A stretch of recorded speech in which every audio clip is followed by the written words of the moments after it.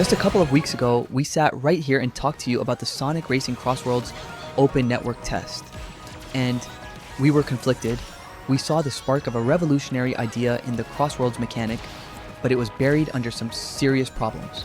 We talked about the floaty handling, the frustrating item balance, and the alarming technical issues. We ended that video asking a question. Does CrossWorlds have what it takes to even compete, or is it going to need a serious pit stop before launch? Well, I am thrilled to report that not only did this game get a pit stop, it got a full engine rebuild, a new set of tires, and a fresh coat of paint. What we have here in the final release is not just a course correction, it is one of the most vibrant, innovative, and downright fun kart racers I have played in the last decade. SEGA and Sumo Digital didn't just listen, they went back to the garage and fine-tuned every single nut and bolt. And as a quick disclaimer, for most of the gameplay content you'll be seeing, it's either myself, my 5-year-old son, or my 3-year-old daughter playing. It's been a family affair, so today we're not talking about a paradox anymore. We're talking about a triumph. We've been dipping into the final release build on the PlayStation 5 for the past couple of days, and we're ready to share our thoughts. This isn't just a good Sonic racer. This is a legitimate contender for the kart racing throne. Let's get into why. Okay, let's start where we started last time. The headline act, the CrossWorlds mechanic. In the network test, we called it a game changer, and that has not changed. It is unequivocally brilliant. The spectacle of seeing a track deconstruct itself and reform into a completely new world as you cross the finish line is still breathtaking. 1 minute, you're power sliding through the dense foliage of dinosaur jungle. The next, the sky shatters, and you're navigating the tight neon-lit corridors of E-Stadium. The transition is utterly seamless. We were worried about performance drops here, especially after the stuttering we saw in the test. On the PS5, it is flawless. A rock-solid 60 frames per second as an entire world melts away and another is born right in front of you. It's a technical marvel. But playing the full game reveals the true genius of this system. It's not just about random chaos, it's about mental agility. In the later Grand Prix Cups, the game starts throwing wild curveballs. You'll be in a high-speed vehicle racing through the industrial streets of Steampunk City, learning the gentle curves.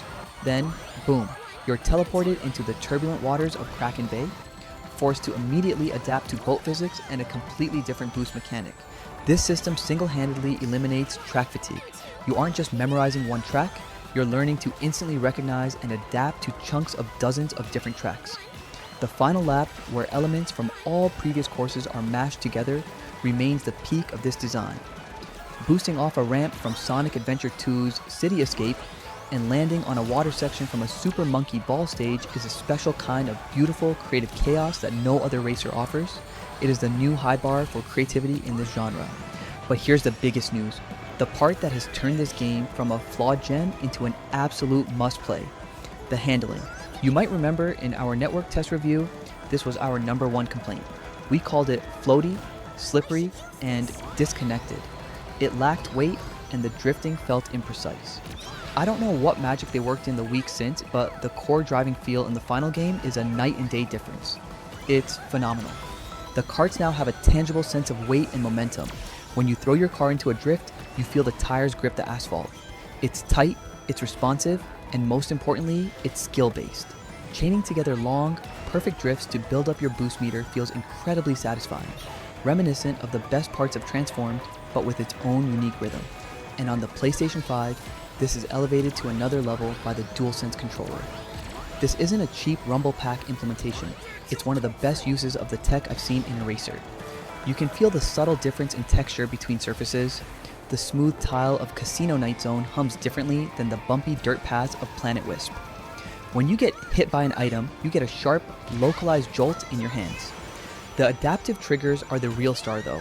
You can feel a gentle resistance as you drift, and when your boost is fully charged, the R2 button tightens up, begging you to unleash it. Pushing past that resistance to activate a massive boost provides a tactile feedback that is just so satisfying. It connects you to the vehicle in a way that completely closes that disconnect we felt in the beta. The core gameplay loop is now an absolute joy, so the core mechanic is brilliant and the driving now feels fantastic. What else is there? Well, how about one of the deepest and most meaningful customization systems in any kart racer ever? The garage was a highlight in the test, but with everything unlocked, it becomes a game in and of itself. This isn't just about changing colors. Every part, from the engine to the tires to the wings, has a significant impact on your stats, and the addition of gadgets, which are essentially perks you can equip, adds another strategic layer. For one Grand Prix that featured a lot of tight corners, I built a lightweight kart for Amy with high acceleration and handling and equipped a gadget that gave me a faster boost off the starting line. It allowed me to get ahead of the pack and control the race from the front. But for a later cup with long straightaways, that build was useless. So I went back to the garage and created a top speed monster from Metal Sonic. With a gadget that increased the duration of my boost, you're constantly thinking, tinkering, and tailoring your vehicle to the challenge ahead. This system gives the game incredible replay value and a strategic depth that rewards you for experimenting. And it's all tied into the fantastic rival system. Before a Grand Prix, a character will call you out. Having Dr. Eggman pop up and mock my kart design before a race, only for me to smoke him on the track, adds a wonderful layer of personality that keeps the single player modes engaging from start to finish. And the sheer amount of content here is staggering. The game is bursting at the seams from the moment you boot it up. The character roster is a love letter to SEGA history, featuring not just the usual suspects, but deep cuts that will make longtime fans smile. The track design is consistently gorgeous. Every course is packed with detail, shortcuts, and strategic options. From the neon-drenched cityscapes to the whimsical, candy-coated wonderlands, the art direction is top tier. And with 24 main tracks and 15 additional CrossWorlds specific stages at launch, there is just so much to see and master. Beyond the standard Grand Prix and time trial modes, there's a new race park mode, which offers up unique challenges with special rule sets. Things like Ring Rush, where you have to collect as many rings as possible, or Survival Racing, where the last place racer is eliminated after each lap. It's a fantastic addition that provides a welcome break from traditional racing and is an absolute blast in local multiplayer. This is a complete feature-rich package on day one, which brings us to the overall presentation. As you've seen, this game is a visual treat on the PS5. The vibrant colors, the explosive particle effects, the incredible draw distances on some of these tracks. It all runs without a single hiccup. It's a beautiful, polished experience through and through. But we have to talk about the music. The soundtrack is, without any exaggeration, one of the best video game soundtracks of the year. It's a massive collection of incredible remixes of classic Sonic tunes and brilliant new compositions. The energy is infectious. It's the kind of soundtrack that will have you humming long after you've put the controller down. It perfectly captures the speed, excitement, and pure, unadulterated joy of a SEGA arcade racer. After our experience with the network test, we were very concerned about the online performance. But I'm happy to say that in the final release, it's been smooth sailing. Matchmaking is quick, and in dozens of online races, we experienced virtually no lag or disconnects.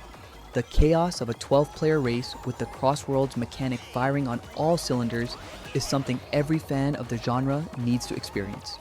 The item system also feels much more balanced now. It still allows for dramatic comebacks, but we never had those moments from the beta where skill felt completely irrelevant.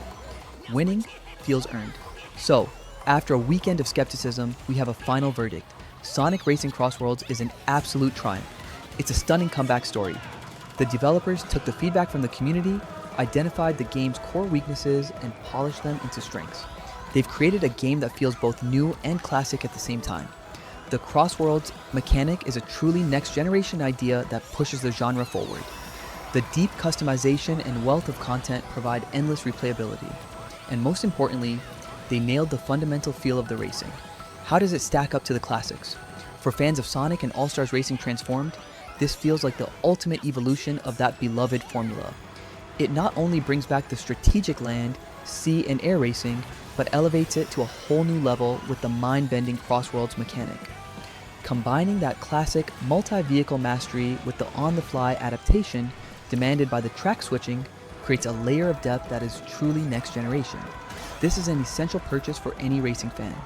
It's a celebration of SEGA, a showcase for the PS5, and a shining example of how developers listening to their community can turn a promising game into a great one.